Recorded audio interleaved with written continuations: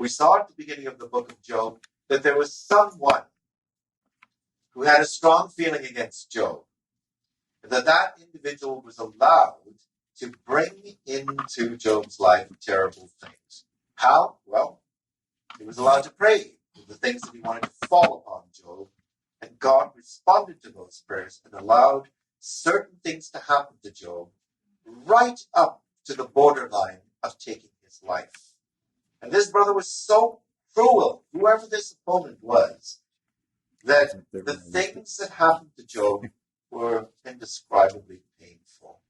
He lost his family, he lost all his possessions, he lost his health, he lost the respect of those around him, he lost everything that someone might think was of value in this world. And all he had was a battle with three friends who just didn't understand. They were trying to save him, but they couldn't figure out what was going on, and their assumptions about the way things worked were wrong. And in addition to that, there was a young man named Elihu who clarified things, clarified the situation, helped Job to understand, Job, don't keep justifying yourself over God. Don't keep thinking that you are righteous and God is mistaken, that you can argue down what God has done, and understand that God will use suffering in the lives of believers so that they will become sovereigns, kings and priests in the kingdom one day. Suffering is how God trains us. It's difficult. It's hard. It breaks our hearts, but it also breaks our self-will and brings us closer to Him and brings us to the point where we have no choice but to reach out to Him so that He can support us, so that He can sustain us through the troubles that we're going through. Now, sometimes people look at the suffering in their lives or other people's lives, and they draw a conclusion. They say, if God is a loving God, why would He allow these terrible things to happen? Why? But these are exactly the questions that Job asks, and God does not give him an answer. He doesn't explain to him why. He doesn't tell him, well, this is my side of the story. Please accept my point of view. He doesn't tell him any of that. The essence of the story of Job is that no matter what God brings into our lives to bring us to Him, we hold on to Him and trust Him. We don't take suffering in the lives of our family members, ourselves, or believers, or people around us to be indicative of the fact that God does not care, or worse yet, that God doesn't exist. That's not the way it is. God will use suffering in our lives to take away all the pillars of self-reliance, independence, and pride, so that in the end, all that we've got is Him and us together alone. Many of you have experienced that. Many of you have experienced that crushing feeling of loneliness, on your knees, weeping, sobbing out to the Lord, begging Him to help and to strengthen you. And that's when we're closest to God. That's when we're in His hands. That's when we're with Him, relying upon Him, and connecting ourselves to Him. Not when everything's going well, we're independent, there's happiness and joy and absence of worry or anxiety in our lives. In those times, we're actually in a little bit of danger. We all know it. Because then we're in danger of forgetting God. Forgetting who He is. How important He is in our individual lives. That's not to say when there's joy in our life, that's a bad thing. It's not so. But those are those times where we run the risk of forgetting our connection to Him. So we're going now into the fourth section, the speeches of God. Those would be chapters 38 all the way through to chapter 42. Looking at the way things have been broken down by Brother Roy in his notes. Chapter 38, the Lord declares the great wonders of creation compared to the insignificance feelings of Job and his questions. It's not to destroy Job, it's to help Job keep himself in context, to gain a different perspective. Pain can make us so self-absorbed that all we can see is ourselves in our pain, ourselves in our trouble. What God does is he broadens his view. It says, I want you to look at the arc of everything that I've done. The full panoply of creation, its beauty, its power, and my control of all of that. Chapter 39, he talks about animals in nature that instinctively serve God's purpose without understanding or wisdom. They do not ask God why. They just do what they were designed to do. They don't argue with him. They don't find fault with him. They don't disagree with him. They don't accuse him of bad judgment. They don't tell God he's inconsistent. They go out and they do what they were designed to do. That's why he talks to him about the animals. Chapter 40, Job repents, having just been challenging God through all of his speeches. And in chapter 41, we learn about how great Leviathan is, which cannot be controlled by anybody but God, who actually made it. And God makes it clear, I have no debt to you or to mankind. I made you, Job. I made you. Chapter 42, Job repents, and God rebukes Eliphaz the Temanite and his 3 friends. And he doesn't destroy them. He shows them a way of salvation through a priest who has forgiven them, who loves them, and who offers sacrifice for them and benefits from it himself, such that God removes his captivity.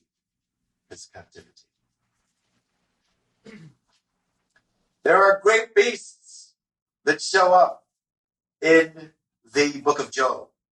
Now, you may or may not see it this way. You may see them as actual beasts. You may think, as many people do, that Behemoth, for instance, is the hippopotamus. But its tail is not particularly big. In fact, it's quite a tiny, ridiculous little tail. It's an apology for a tail, as one brother calls it. But the beast that's described has a massive and powerful tail.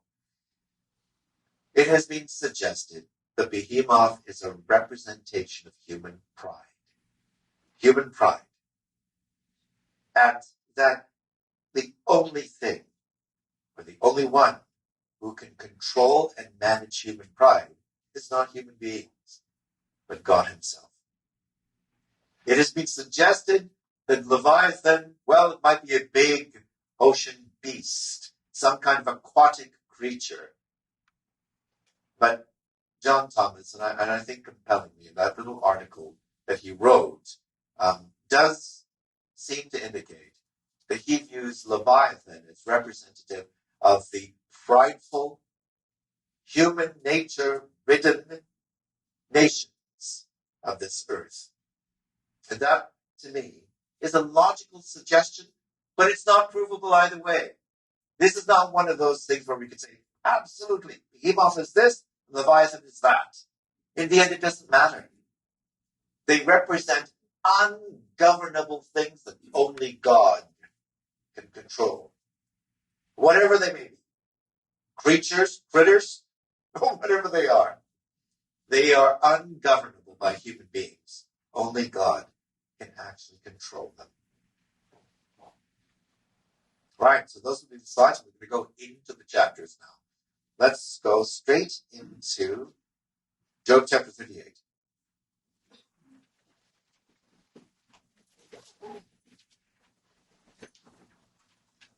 So Job chapter 38, it says, then Yahweh answered Job out of the whirlwind and said, who is this that darkeneth counsel by words without knowledge? Who is this that is talking like he knows what he's talking about and doesn't know what he's talking about? Now, you might think that God shouts this out when he speaks to him, that the booming voice of God comes out at Job. But God loves Job. He wants to turn his thinking. So the possibility is that the voice that comes out of that massive storm is the still small voice of God, speaking wisdom and appealing to the heart of his wrong-headed child to bring sense and perspective to him. Right? When you're in your trouble and you reach out to God, there's no shouting voice that you hear. It's a growing sense that somebody's with you, and that you can hold on through the pain, or the grief, or the trouble, or the burden, and make it through. Sometimes it comes in the still small voice of someone who loves you, calls you on the phone to talk and to listen. Sometimes it comes to you in a letter or an email or a text message. Still small voice to help you to hold on. So God speaks to him and says, who's this that's talking? Like he knows what he's talking about. He doesn't really know. Gird up now thy loins like a man. All right? You're a big man. Pull up your pants and talk to me now. Let's see if we can reason together. I will ask you questions. You answer me. So you've been asking a lot about who I am. What do I act like? How am I so inconsistent in my treatment of you? You answer me some questions. He says, where were you, Job, when I laid the foundations of the earth?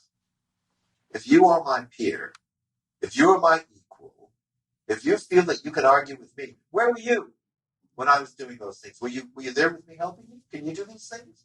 Are you able to do these things? Now he's establishing his power, his wisdom, his might, and his authority as compared with the lack of all those things in Job. Say, this is who I am. I made everything. And the embedded message is, don't you think I know what I'm doing? If I made everything, don't you think this trouble that I made in your life is intended to produce a result that creates something in you? That's the message, the underlying message. He goes on, God says to him, well, you tell me if you have understanding. If you know what you're doing, and I don't know what I'm doing, you tell me, where were you when I needed your help to make the universe? Of course, Job wasn't there.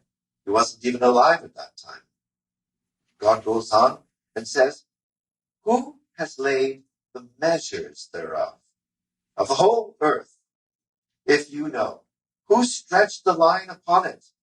Whereupon are the foundations thereof fastened? So God was an engineer. He measured, he built, he structured, he put in place everything that exists. Whereupon are the foundations that are fastened? Or who laid the cornerstone thereof? The morning stars sang together, and all the sons of God shouted for joy. Now, the beginning of the book, the sons of God would be people that came together and assembled at a certain time of year to worship together, a gathering of some type. But in this instance, he's using the term to refer to the angels singing, the angels who sang as God created what he created, and all the sons of God who shouted for joy. Were you there with me and with them? Did you put the foundations in, fasten everything? He talks about a cornerstone. And so there's a cornerstone. There are fundamental principles that underlie creation that God has put in place.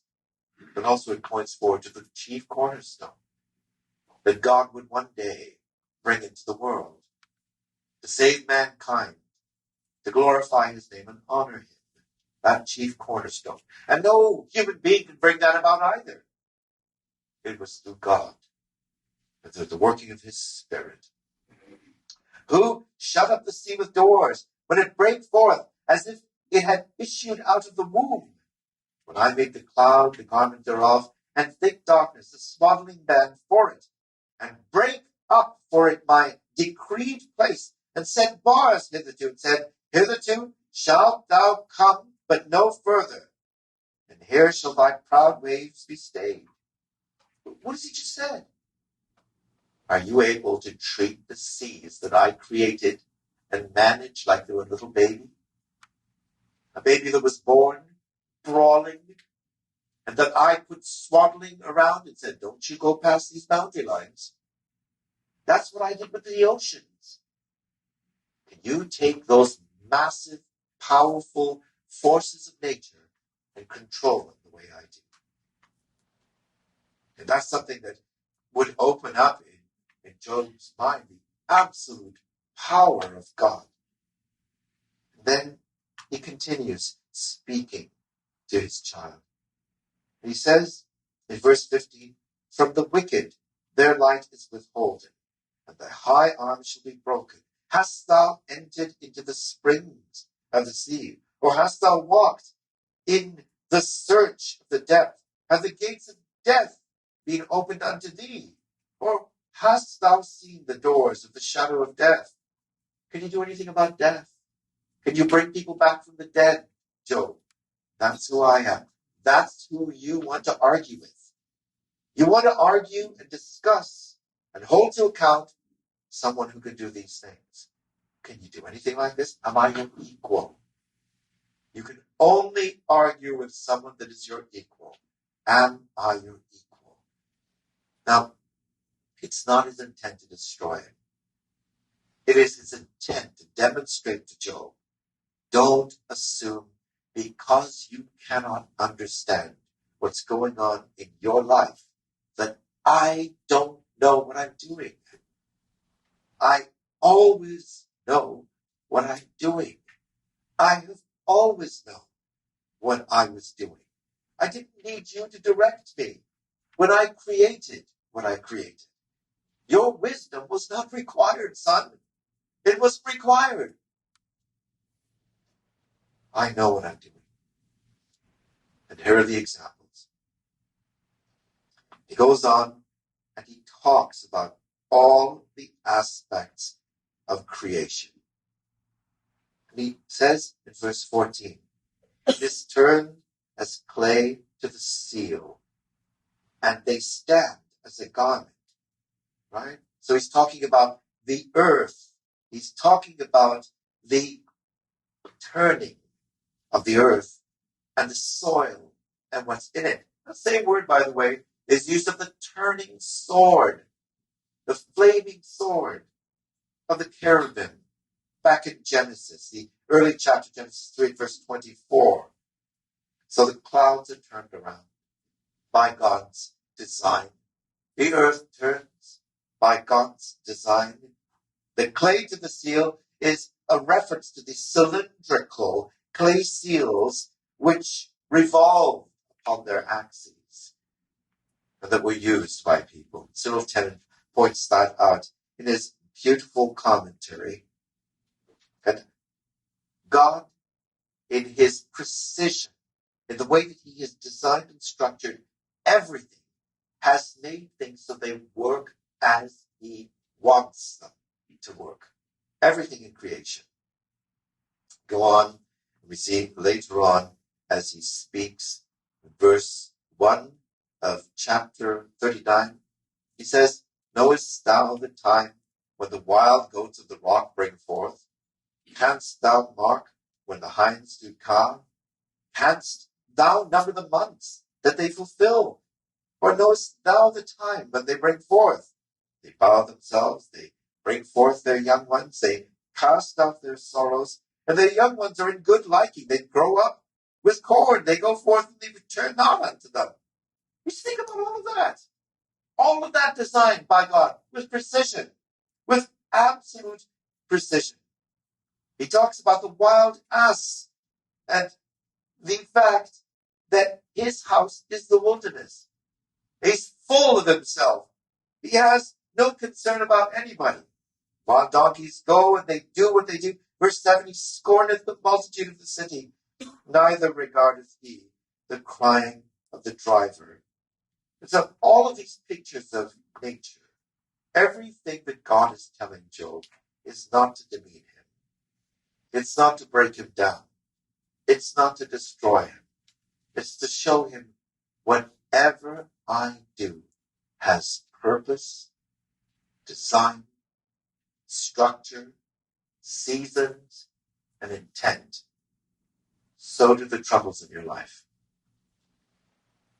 I know they hurt Job. I know it looks like they're random. And I know it looks like they're unfair. I know it looks like I don't know what I'm doing. But everything that's happening to you is with a purpose. What was the purpose? To bring faith out of him, to strengthen him, so that he would become the man of faith and confidence in God that he needed to become.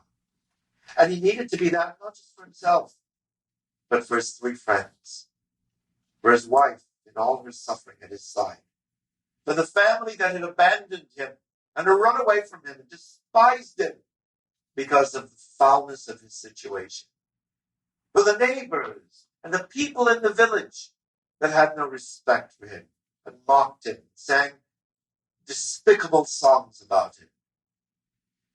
Job had to become the suffering servant, the believing and faithful suffering servant for all of them, so that they could see what true righteousness looks like, so that they could see what someone completely dependent and confident in God, what breaks when we're in our trouble and our pain, is confidence.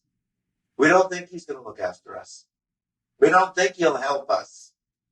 We sit there stewing in our problem and believing that it's never going to get any better. Well, the circumstance may not change, but God can give us the confidence to carry on. We just need to hold on to it. And I'm not just talking to you from theory.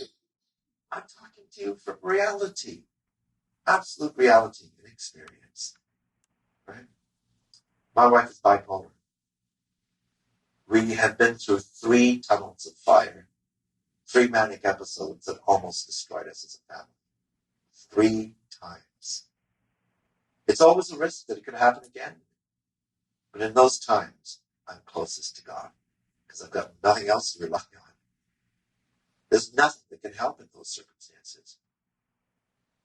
You learn that in the end, things take their course. God gets you through. You reach out to him in a pool of tears. Maybe you rage and shake your fist at the sky. But in the end, you humble yourself before him. And you recognize he's at work. No matter how bad things get, how bad they look, he is at work. And you can trust him. We spend so much of our time in our trouble trying to make it work out right. We think by doing this or that, if I do more of this or more of that, if I push this pedal or pull in that brake, it's going to work out. I can make it work out. And the more you do that, the more foolish you find yourself becoming. And the more you realize no one can help you, the more you recognize that there's only one source of help. And as Bob Lloyd used to say, when you let go and you let God, things pull together. The manic episode doesn't magically end, but your terror, the Niagara Falls of anxiety and fearfulness, all of your pathetic attempts to make it all work out, stop. And instead you say, Lord, I don't know how this is going to work out, but I know one thing. You're in this. And I make the choice to trust you, to believe in you, to hold on to you, Faith is not a thing that falls on us and we wake up one morning and a balloon of faith falls on your head. Faith is a choice. I choose to believe. I make the choice to trust. I make the choice to have confidence in you, Lord. And as I slip into doubt, pull me back out. Pull me back out so I can continue to believe and to trust in you. And that's what God is teaching Job. With every boil, with every lesion, with every pang, with every insult from his brethren, God is telling him, hold on to me, son. Don't let go. When James writes about the endurance, the patience of Job, it doesn't mean that he didn't fight God. He didn't disagree with God. He didn't shout out at God. He didn't argue with God. It means that he never let go of God. Continue to believe that he was there. He just didn't understand what he was doing and why things were happening the way they were. And so God reaches out to him and talks to him about his creation so that he can instruct him. And sometimes, especially when you're a young person, you're reading or you're hearing the scriptures being read, you think, well, that doesn't make any sense. Job has a lot of trouble that somebody brought into his life and that God brings into his life. His brothers shout and fight with him. God tells him about creation. Job repents. What? That doesn't make any sense when you're 14 years old. But when you realize what God is telling him is, as I designed the universe, as I designed every creature, as I designed the seasons, as I designed you, I designed your troubles for you. Brother Ken was talking to me about some very advanced and innovative directions that healthcare might be going in now, where a doctor might take samples of DNA material cells from your body and be able to grow those and then extrapolate from the growing cells, not just your current situation, but can look back historically over time to determine healthcare issues and then extrapolate into the future, right? So this kind of medicine can then lead to very customized and tailored medicinal and healthcare support regimens that are very specific to you. Designer medication for you. Just for you. So it's not just the generic kinds of meds that people take. It can knock you flat or throw you out of your mind or whatever the case may be. Or have side effects physically, physiologically that are unfortunate. It's designed for you. That's what God did for Job. That's what God does for you.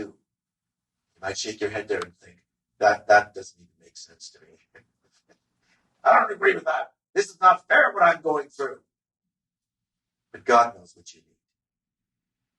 That does not mean that I need to look at your life and say, you know what God is doing to you? He's doing this because you're that. He's triggering this because, well, this is how you are as a person. It's not my role or my right to do that. But it is my role and my right to see what God is doing in my life. To trigger faith and love and obedience and confidence in Him. And it may not be what you need, but it's what I need to go through so that I can have those results in my life. So the troubles in your life that look so random, they look as if they're things that just happened by chance, may well have been tailored by God specifically to make you a stronger believer and a more loving brother or sister in Christ. We go on and we see in verse 14, verse 13, gavest thou the goodly wings unto the peacock, or wings and feathers unto the ostrich. And then he talks about the ostrich, which leaveth her eggs in the earth, and warmeth them in the dust, and forgetteth that the foot may crush them, or that the wild beast may break them. She's hardened against her young ones, as though they were not hers. Her labor is in vain without fear, because God hath deprived her of wisdom. Neither hath he imparted to her understanding. So I went and did some research on ostriches to find out, are they really as dumb as God describes them in Job? And they really are. They really are. Well, this is what they do, right? A male ostrich will have several females, but there is the primary female. And she keeps the others in check. She beats them down and browbeats them, as ostriches will do, to keep them in place, so that she is the primary female. Well, then they start having eggs. And what happens is they organize the eggs. The lead female puts her eggs in the center. And all of the lesser females, their eggs are on the outer rim. And they go about and they do their business. And what happens is animals come and eat the outer eggs. So that means that the eggs in the center, which are of the lead female, will tend to survive.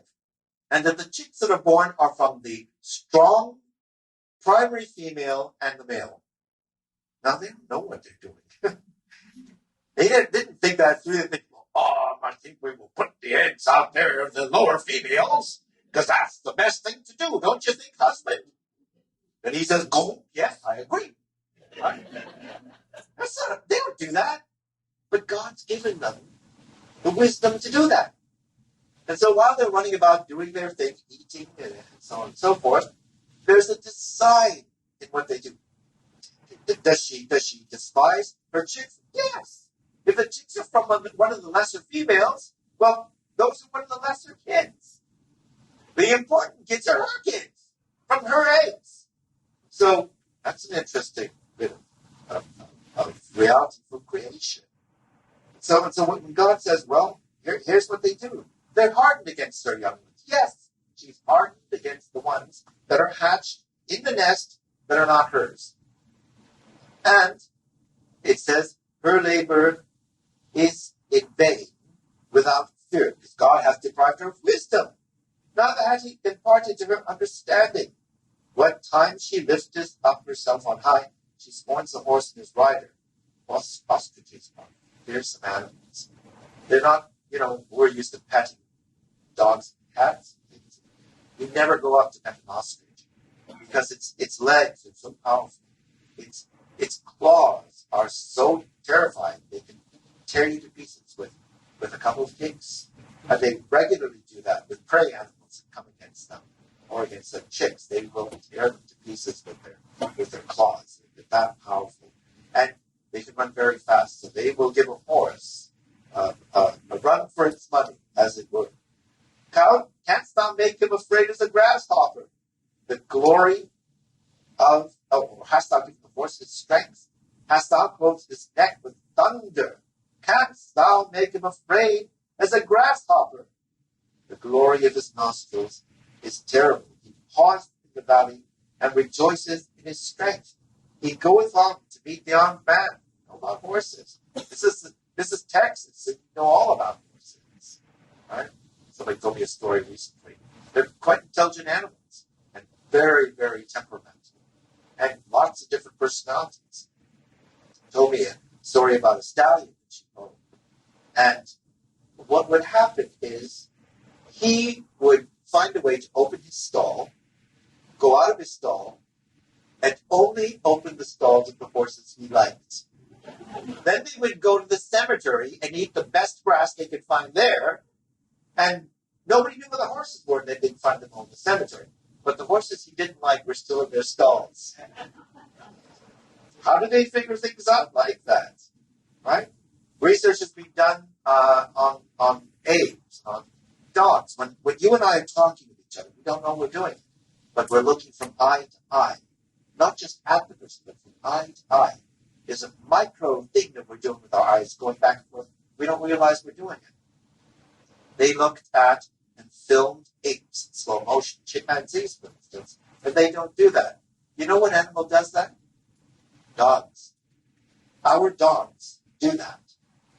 Isn't that interesting? Amazing. A little dog goes out with his family, and he's out there in a park, and he's with them and playing and so on. The dog looks in the distance and sees two American pit bulls running for a child. He runs with all his life and attacks them just as they're about to hit the kid. They tear him to pieces, but it saves the child's life. How did he be able to do that? What inspired him to do that? A man in Brooklyn jumps off a bridge to hit the water, he's going to drown himself. Now, when you hit the water from that height, it's like hitting concrete. All the bones in his body broke. A sea lion came along, buoyed him up, and brought him to the surface and saved his life. How did that animal know to do that? Dick Van Dyke, the old comedian, was somewhere in the U.S. off on a beach. And he was on one of these sort of rubber rafts that you lie on and be in the shallows. And he went further and further out to sea. And a group of dolphins came and let him back into land. These are God's creatures. These are God's creatures. We had a golden retriever named Tilda Louise. She looked like the dumbest thing in the neighborhood. She was as smart as a whip. She would time exactly how much time it would take for Rose to go upstairs, use the washing, and come back downstairs. During that time, she would run into the basement, eat the cat's food, run back up, jump on her bed, pretend nothing happened.